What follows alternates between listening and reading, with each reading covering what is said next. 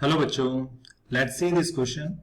This question says, from a disk of radius r, mass m, a circular hole of diameter r, whose rim passes through center, is cut. What is the moment of inertia of the remaining part of the disk about the perpendicular axis and passing through the center? चलिए इसको हम करते हैं question को. सबसे पहले जानते हैं इसका की कंसेप्ट क्या लग रहा है. की concept of this question is mass cutting problem. Mass cutting problem of moment of inertia. Moment of inertia में जो मास कटिंग प्रॉब्लम होते हैं वो इसका की कंसेप्ट है, और इसका की कंसेप्ट आ रहा है parallel axis theorem. Parallel axis theorem. तो चलिए इस क्वेश्चन को शुरुआत करते हैं. क्वेश्चन में दिया हुआ है हमें एक डिस्क है. इसके डिस्क के सेंटर से, जिसकी रेडियस r है, इसका मास m है, इसकी रेडियस r दी है. तो इस डिस्क में से हमने एक सर्कुलर होल कट किया है जिसका डायमीटर कितना है, r है, तो उसकी रेडियस हो जाएगी r/2.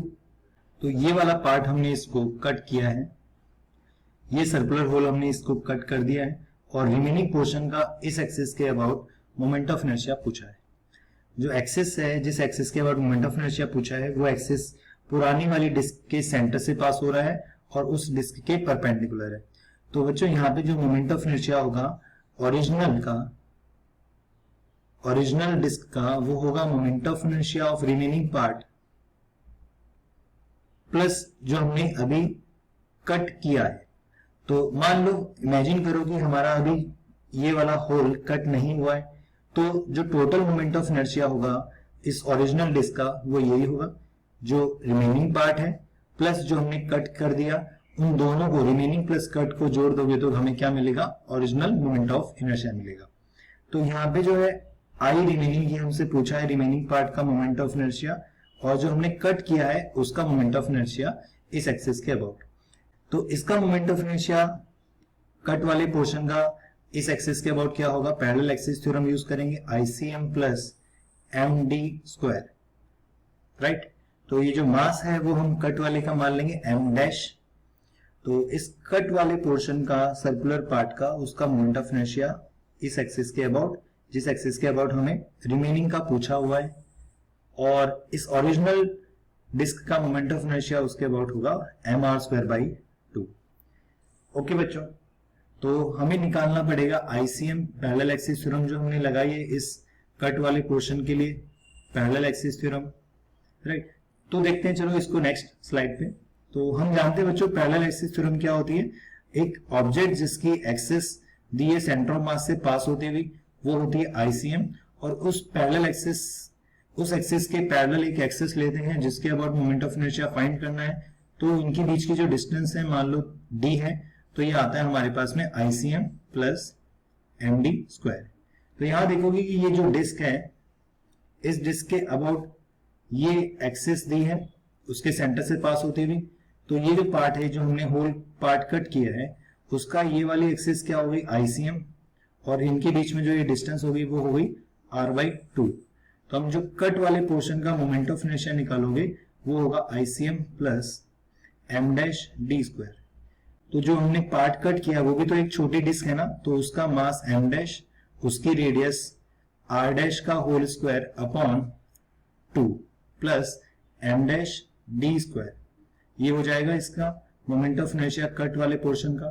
जो पार्ट हमने होल कट किया उसका मास कैसे निकलेगा बच्चों, वो निकलेगा M', उसकी सरफेस डेंसिटी से उसके एरिया को मल्टीप्लाई करके. सरफेस डेंसिटी कैसे निकाल देंगे, टोटल मास डिस्ट्रीब्यूटेड है पूरे एरिया पे सर्कुलर डिस्क के πr², और जो छोटा पार्ट कट किया उसका एरिया कितना है, πr/2 का होल स्क्वायर. तो ये देखो कितना बनेगा, यहाँ पे नीचे πr² कैंसिल हो जाएगा, ये आ जाएगा m/4. तो पार्ट हमने जो कट किया उसका मास आ गया m/4. तो इसके बाद में हम देखो ICM लिख सकते हैं, या I कट हम लिख सकते हैं, देखो वो लिख सकते हैं M' की जगह m/4, और इसकी जो रेडियस है वो है r/2. ये रेडियस इसकी यहाँ से r/2 है, ये आ जाएगा r/2 का whole square divide by 2 plus mass कितना है m', इनके पैरेलल एक्सिस के बीच में जो डिस्टेंस है वो भी कितनी है, r/2. तो ये आ जाएगा r/2 का होल स्क्वायर. तो जो हमने कट किया उस पोर्शन का मोमेंट ऑफ इनर्शिया यहाँ बनेगा M R square by 32 plus यहाँ बनेगा एम आर स्क्वायर बाई 16।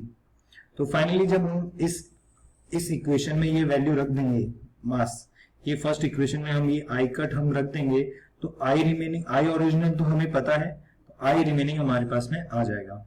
तो चलिए इसको सॉल्व करते हैं, इसमें पुट करते हैं वैल्यू। तो हमारे पास आई ओरिजिन है एम आर स्क्वायर बाई 2 और यहाँ पर रिमेनिंग पोर्शन का आई आर और हमारा जो कट वाला पोर्शन है वो है M R square by 32 plus M R square by 16।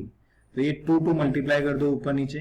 तो उसके आगे देखो नेक्स्ट स्लाइड पे यहां बनेगा M R square by 2 equal to यहां आएगा आई रिमेनिंग प्लस यहां बन गया 3 एम आर स्क्वायर बाई 32, उसको वहां ले जाएंगे, ये बनेगा M R square by 2 minus 3 M R square by 32, ये आएगा रिमेनिंग पोर्शन का मोमेंट ऑफ इनर्शिया। तो इधर 16 मल्टीप्लाई डिवाइड कर दोगे तो ये ऊपर 16 माइनस 3 बनेगा 13 एम आर स्क्वायर और नीचे 32।